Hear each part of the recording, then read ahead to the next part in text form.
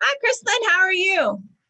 Hi, good. How are you? I'm doing fantastic, but I have to admit, I'm a little sad because we're nearing the end of your residency program. And oh my gosh, you have been doing some amazing things. And, we couldn't do this program without the city of Bryan and Chris Lawrence with BCS Modern and Art of War. Thank you for all of their support. And you have really grown over this last year. And just to let people know that you have an exhibit here at the Arts Council, and it's happening now until July 6th. So right after the 4th of July weekend, your stuff will be coming down in such a sad, sad day.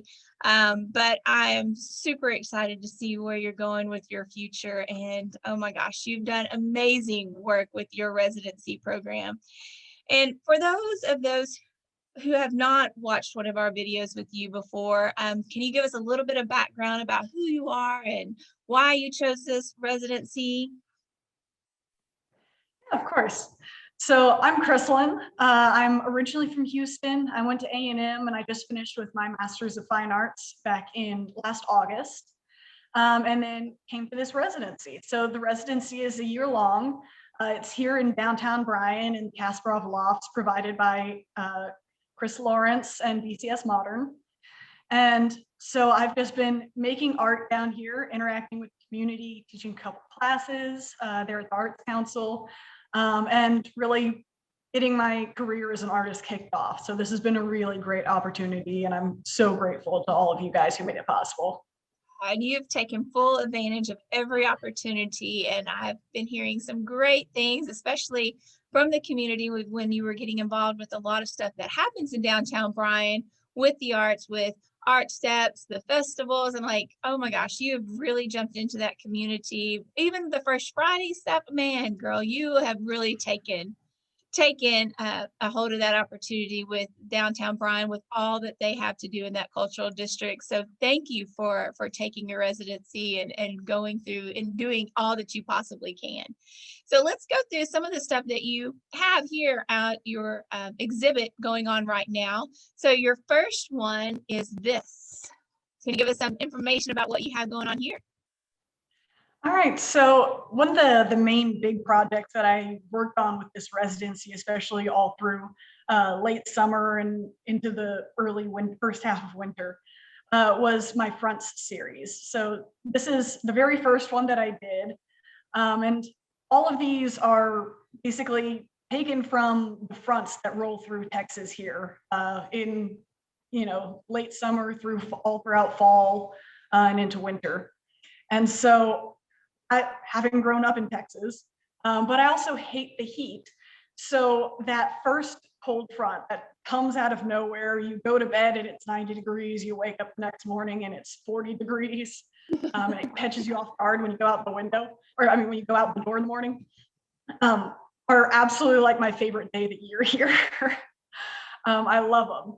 And especially with the big storm that rolls through with them and everything, the rain, the wind, the thunder, and then the calm the next morning when it's nice and cool and breezy, and you get that final relief from the summer, is like this welcome chaos to me. I love it. I treat it like a holiday every year. Wow. I spend the whole day outside. And so I did a whole series of these drawings based on fronts that came through all throughout last fall. So I wound up doing about 13 of them. May continue that next year, but so it was a great experience doing these. And so this was the very first one I did, and all of these were drawn on Highway 60 out toward Snook. So I would literally, wait by the window, and whenever I saw clouds forming for that entire like 6-month period, I'd have to drop everything, get in my car, drive out to Snook really quick, and then stand out there in a thunderstorm snapping pictures like a crazy person. I bet that And was a sight it to was see. actually, yeah, yeah. It was a really great experience being sort of at the beck and call of nature again. because we get so disconnected from nature and everything, and then with the hustle and bustle of our day-to-day lives and being productive and all this stuff. But then, especially when the pandemic hit, a lot of us were suddenly disengaging from that and getting back to nature some.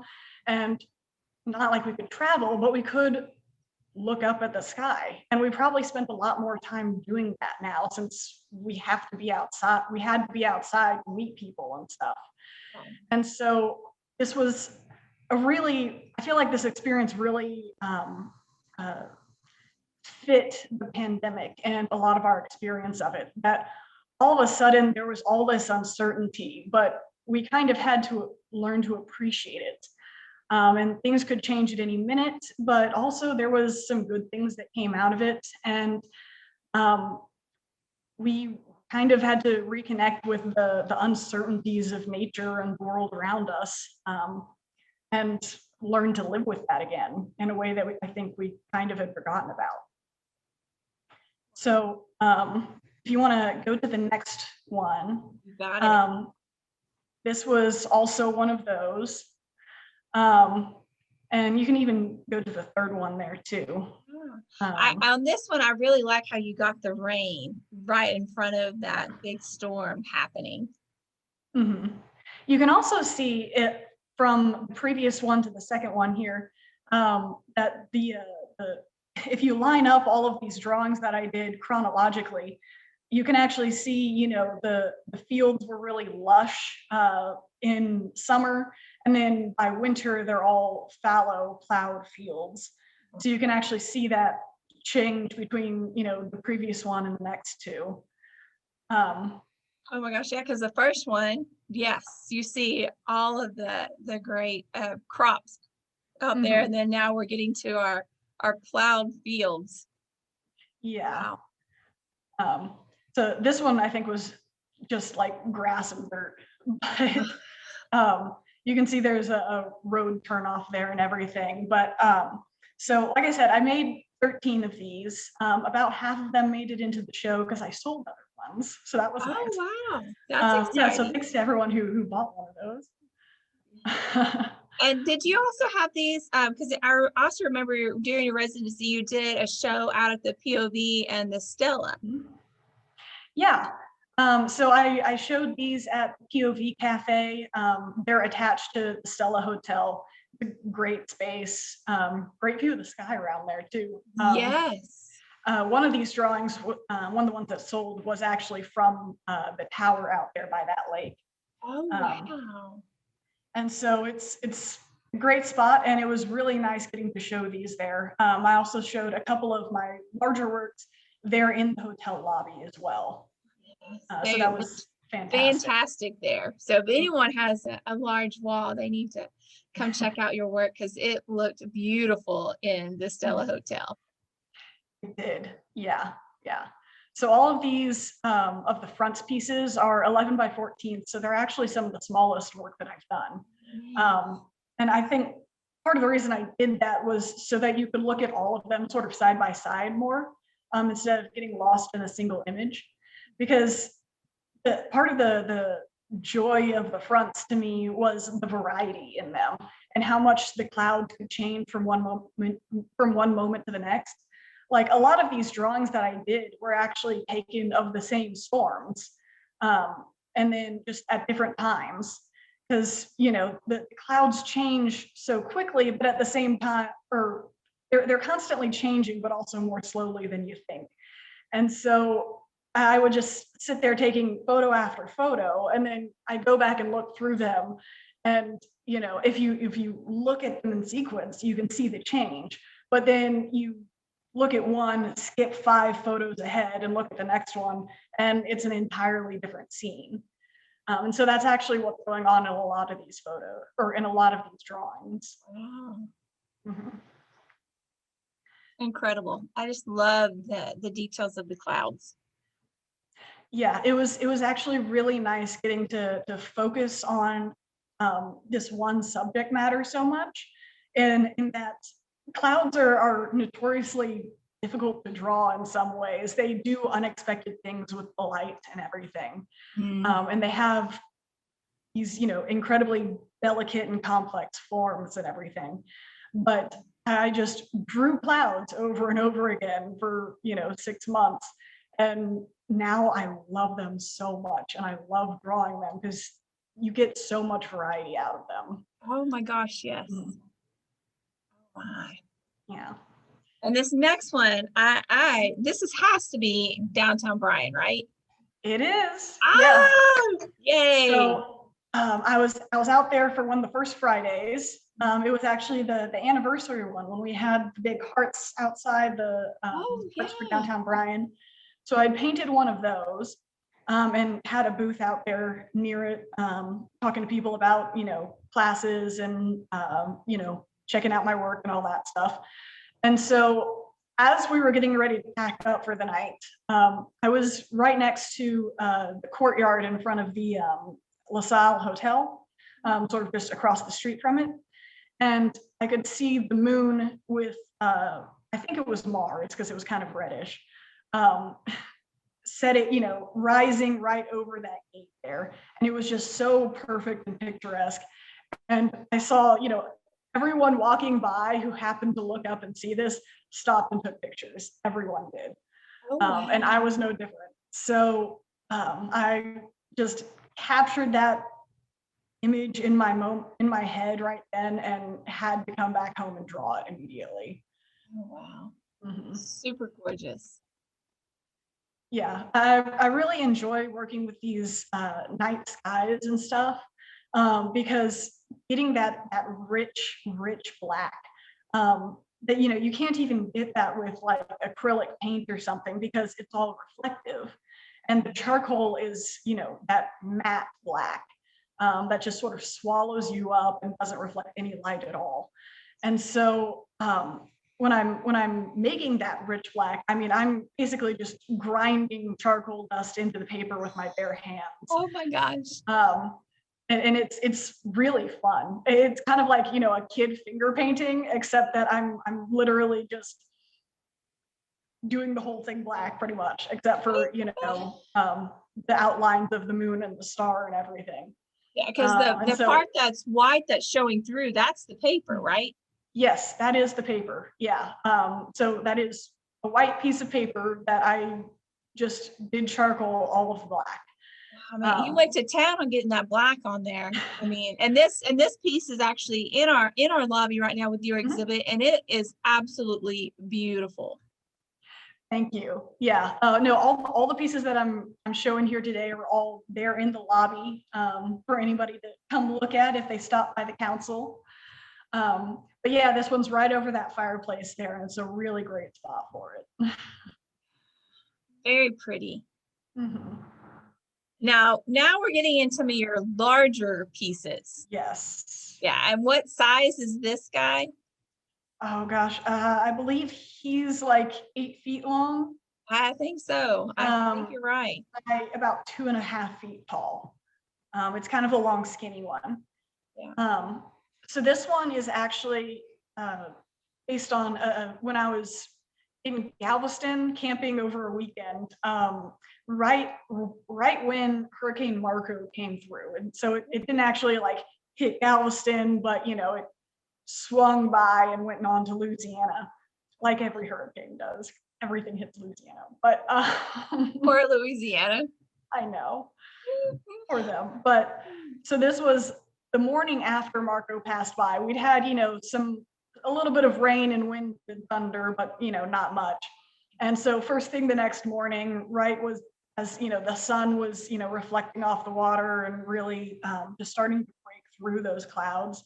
I went for a walk on the beach and saw this like beautiful arching cloud formations in the sky over the horizon there. And so I, took some pictures of those and brought them back and did this based off of that. And so this was actually my first time doing like an oceanscape with this, which was really fun and really interesting, especially since Galveston is so flat anyways. It's almost more like drawing a lake a little bit. but you know, it's such a long image. You can really see the perspective as well, and the beach along the horizon there on the right side, and then again on the left, it's starting to turn into beach again. So it's almost like a full 180-degree drawing there. Wow, that's just amazing. Yeah, so this one, the level of detail on it was a bit higher than most of my large works like this. So it took a little while, and it was, I think, like a lot of my big works, I've been sticking to the charcoal sticks, like the big compressed chunks of charcoal. And this one, I was breaking out the pencils, doing the little fine shading and everything. Oh, wow. So it was really nice, because I feel like there's so much variety in this one image, that I really saw a lot of different ways that the clouds can play off of each other. I feel like I learned a bit about meteorology doing this drawing. Oh, I bet. I bet. I bet. And this next one, the first picture that we showed of you, this is where you were kneeling down where that white space is. Yeah. And how long did it take you to do this one? I feel like it was a long time. So I was just starting this one at the very beginning of the residency. I was planning it to be the very first drawing that I did. And then I had done a drawing similar, like with a similar concept to this, the same size and aerial view with me kneeling on it, a couple of weeks, a couple of months before, and it had only taken me like 2 weeks. So I was planning sort of a similar timeline on this one. And I quickly realized that this was a very different monster, and it was going to take me much longer. And so I wound up working on it for about 2 months, taking like a 2 to 3 month break, and then working on it again for another 2 months. So arguably you could say it took me 6 months or 4 months. But actual working, it was 4 months, like actually staying on it. And oh my gosh, I'm glad you did something in between, because I don't know how you would have stayed focused. I mean, it turned out amazing, and I'm just like, wow. I'm really happy with how it turned out. I'm definitely not doing another one, but I'm really glad that I did this one. And so the previous one was organic forms of mountains. This one is from the Cologne Cathedral or the cathedral in Cologne, Germany.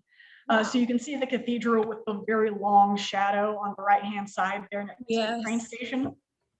And so for anyone that didn't hear the backstory on this, so that white space on the left-hand side that looks kind of like a cloud or a thumbprint is actually where I kneeled on the paper when I was doing this drawing. So the paper is about 10 feet by 4.5 feet. And usually I don't have a table big enough for most of my drawings. I actually mount them on like a big board that I got from Home Depot. And even the board that I used was not big enough for this paper. So I actually drew it kneeling on the paper on the ground. Here, I'm going to go to the very first one so people can see, because that's you working. Yeah. So there is me working on the previous one that I did there. And you can see where I kneeled on the paper. And I actually decided to just leave that spot where I kneeled untouched and as it is. So you can even see, if you look closely at that spot, my footprints, my fingerprints from stepping on and off of the paper. Yeah, so you can see sort of like two darker spots within there. And see your toes. That's awesome. Yeah, that's where the balls of my feet were every time I stepped onto the paper. And so, I mean, when the reason that I wanted to do a drawing about the Cologne Cathedral was because I'd done a study abroad there a couple of years ago. And it was just such a breathtaking experience. And a lot of my work, especially from like my thesis when I was doing my MFA, is about the sublime and experiences that take your breath away. And so as one of those experiences, I wanted to do a work of art honoring that. But part of the struggle with drawing such a famous landmark like Cologne Cathedral is that no matter what angle you pick to draw from, someone else has already done it, almost Wow. guaranteed. And there's a good chance that they've even done it better, right? So I wanted to pick an angle that was truly unique for me. And I wound up deciding on the aerial view because for me, the awesomeness of that experience wasn't just in big, pretty building. It was, the journey that I took to get there. It was traveling halfway across the world. It was that cathedral's connections to my Christian faith, my German heritage. And so I wanted to really depict sort of the pilgrimage element involved, both in going to that place and appreciating it, and then also in creating this work of art. And so that's why I decided to kneel on the paper to draw it, Wow. and to leave that kneeling space untouched afterwards, to sort of leave the mark of the artist and to show my viewers my journey as an artist in creating that. Every time I see this, I'm just in awe in your ability. I'm just, wow. Thank you. Wow. And I just love that what you were drawing and the fact that you were kneeling like that. Just a beautiful story. All Thank wow. you. Yeah, I expected when I planned to do the kneeling that my knee, this was going to kill my knees, so I got knee pads. But what I discovered was that it wasn't my knees that hurt; it was losing circulation in my feet from the kneeling position. So I would have to stand up every 5 to 10 minutes just to keep them from falling asleep. Oh But my gosh. my knees actually didn't hurt at all. I didn't even think about that. Oh my Mhm. gosh. Yes, because they would definitely not get circulation. Oh my gosh. Yeah. Sorry, What? but I'm ignoring the cat, and that's just No. a fact. Well, Okay. speaking of the cat, your next one has a story, and Yes. I Perfect. perfect segue. Thank you, Kat.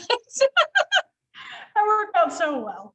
Yeah. Yes. So, in some, the front series that I was talking about back in the very beginning, the way that sort of connected with the pandemic for me, with us, disengaging from society and reconnecting with nature and everything.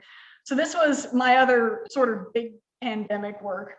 And this was based on, my very early experience when we were like in full lockdown and we were still hoping it wouldn't last very long. And I hadn't even, bought a proper mask yet. I was still using a scarf tied around my face. And at the time, I was just working on writing my thesis. So it was me in my 400 square foot apartment with the cat in my bathrobe, all day, every day, just typing away on that. And so that sort of isolation and stuff is what I really wanted to show, sort of both the humor and the irony of that, but also being a little bit serious about it too. Yeah. So this is a self-portrait of myself with my, makeshift mask that I used back at the beginning of the pandemic. There's my cat. That's my bathrobe. And the toilet paper there, I think we all can get that. Yeah, but you know what when we I can't remember when we talked about this painting first, and we got to talking about the toilet paper, and it wasn't your mom had you on the search for a particular like brand and scent of toilet paper in a pandemic. I mean, I didn't even know they made lavender smelling toilet paper until we talked about this. And yes, I just thought that was just so precious of your mom that she needed that particular brand, that fragrance. And oh my gosh, that was awesome. Yeah. So my mom loves Angel Soft lavender scented toilet paper. She got hooked on it when we were living in Australia a few years ago. She was there for work, and it was like a common thing over there that toilet paper was scented. I don't know why, but it was. And she decided she loved this more than she expected, and it became like just this thing that she had to have was her lavender scented toilet paper. And so when the pandemic hit, obviously no one could find any toilet paper, much less the lavender scented toilet paper. Because Right. there's only one brand that makes the lavender scent here in the States, at least. Oh my gosh. And so she's in Houston still, of course, and we got our supply chain back up and running, I think, at the HEBs here in College Station a little bit faster than they did in Houston. So yeah, the first time I saw the lavender scented toilet paper was available again, I had to, buy 2 boxes of it and bring it to her in Houston. And she was like, "Oh yes, civilization." Oh my gosh. I loved it. That was so awesome. Mm-hmm. Mhm. And one of the things that I find sort of interesting about this piece was that, it's a portrait of myself in such this isolated space. I'm obviously like in a dark void here. And, the whole point of this is depicting that isolation, but also I created this work to be shown in public spaces, to go in galleries and stuff. So it's sort of like taking myself in my most, isolated, private, lifestyle, the way I was, no makeup, no pants, and then putting all that into a public space again, and making it the sort of much more, yeah, sorry, lost my No, words there, but no. making that sort of forcing that isolation into the public eye a bit, Right. Well, taking myself when I was alone and putting myself in a public space. yeah, no, I love it. And I think everyone handled that completely different. Mhm. Yeah. So I love that you were isolated. Now it's a public piece of art. Yes, exactly. I love it. That is awesome. So this is the sort of like poster or whatever for an animation that I did. This was actually sort of had just wrapped it up when I started the residency, and it's actually currently on display both at the Arts Council, but also streaming with the Florida Animation Festival right now. Oh, wow. That's exciting. Yeah. So that it got accepted into that festival, and hopefully I'll like get an award for it or something. Who knows? Fingers crossed. But so that's going on until the 27th, I believe, at least. So if anyone's interested, you can go type in Florida Animation Festival into Google and actually go watch that. So That is To awesome. Ashes is an animation that yeah, it's very exciting. I was very happy. So To Ashes is an animation that's entirely 2D, but drawn on the computer. And for the most part, it's all drawn by hand, frame per frame. So that's, roughly 12 frames a second for a full minute. So was quite a bit of work that went into this, especially doing this mostly by myself.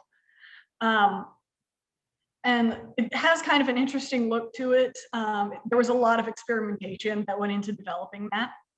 And it depicts basically a woman born from ashes who then discovers fire, dances with the fire, sets herself on fire, and then burns back down to ashes. And the first image of this animation is the same as the last one, so it can repeat on an infinite loop. And that's what it's doing there at the council right now. Mhm.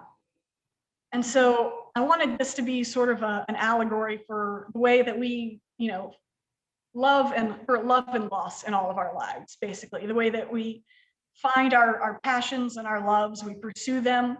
And we have to acknowledge when we pursue, the things that we love, that nothing lasts forever, that we're accepting sort of that inevitable pain and loss eventually.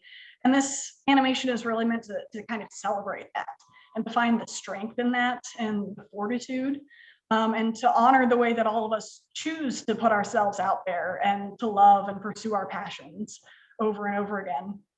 So that was really sort of a statement for me as an artist deciding to like actually pursue a career as an artist. Because like a lot of people, I was, I grew up with that, belief that artists die poor and alone. You don't make money until after you're dead. That's how it is, right? And so deciding to actually pursue a career as a professional artist was a really big leap of faith for me. And I had to be willing to accept that I was probably going to face a lot of rejection in this line of work throughout my career, and have to pick myself up each and every time for the sake of doing what I love. And so that's really what this piece was about for me. And I think it's really kind of a big statement for, where I want to go and everything. And, here I am, I'm proud to be here, Yeah, no, I loved it. And seriously, if you have not come by the gallery to check out the work and to watch this video, please do go by and check out. What website is it playing on right now? Florida Animation Festival. That is super exciting. And once your exhibit is done here, we will have a virtual. So if anybody did miss it, you will still have a chance to see it virtual, because I know we have people all over the world that watch our social media. And so thank you for all of our followers. We appreciate you very, very much. And so we're going to wrap it up with, please come see Krislyn's work. She's here until July 6th. And we want to give a big shout out to BCS Modern, Art of War with Chris Lawson, City of Bryan, the Stella Hotel, and the POV for all that they've done for you during this residency program. Is there anybody else we need to do a shout out to for you? Because I know all of the artists in downtown Bryan have been absolutely fantastic to you as well. Yeah, there's just such a great community here in downtown Bryan. So I would go on forever if I wanted to thank everyone by name, but so a thanks to everyone down here that has been talking with me about my work and sharing our experiences as artists with each other, and thanks to the other artists in the various residency programs that the Arts Council manages, because they've been great support and community for me as well throughout this entire year. And I love how y'all all learn from each other. So that's really rewarding to see as well. Yeah, that's been a great experience. Yeah. So when you come to the Arts Council, not only can you check out Krislyn's work, you can also check out our artists in our studios. They have an exhibit going on right now until July 17th, and that is with Colleen Bradfield, Amanda Dominguez, and Chris Wilson. Absolutely love these ladies. And they also have been teaching some adult classes. So check out our website to get more information to take some adult classes. And then we also have a competition going on right now. We want to see your Aggie spirit. So go to our website at acbv.org and check out ways that you can express your Aggie spirit and how you can have that on display here at the Arts Council. And here is, we still have some summer camps happening this month and next month. So if you have any kiddos who want to take some summer art camps, and also every Saturday, pretty much through the summer, we'll have some adult classes. So check out our website at acbv.org. And also, I want y'all to save the date, September 1 at the Stella Hotel, we will be having our biggest fundraiser, which is Celebrate the Arts. And for more information for that, please feel free to give us a call, and we will help you set up your table and whatever else we need to do so you can help support everything that we do here in the Brazos Valley. So we want to wrap it up with Miss Krislyn. And if they want to continue following you, you do have a website and social media. How would they do that? Yeah, so one of the great things about having an unusual name is that all of my social media and everything is all just Krislyn Koehn, all run together. So you can type in KrislynKoehn.com and it'll take you to my website. You can go on Instagram to @KrislynKoehn, and there I'll be. And you can email me at KrislynKoehn@gmail.com. So I'm very easy to get in touch with that way. And I would really appreciate any of you guys who, go check me out, follow me, just look at my website and all the work on there. I really appreciate it. Yeah, well, we appreciate you, and I know that our donors who help support this program are super proud of you and are super excited to see what you have going on in your future. And another big shout out, thank you to the City of Bryan, BCS Modern Art of War with Chris Lorson, and the Stella Hotel and the POV for supporting all that we do, and of course, all of the people in downtown Bryan who are absolutely amazing people. What a fabulous community to do your residency in. Absolutely. Thank you. Thank you. See you later. Thank you. Bye.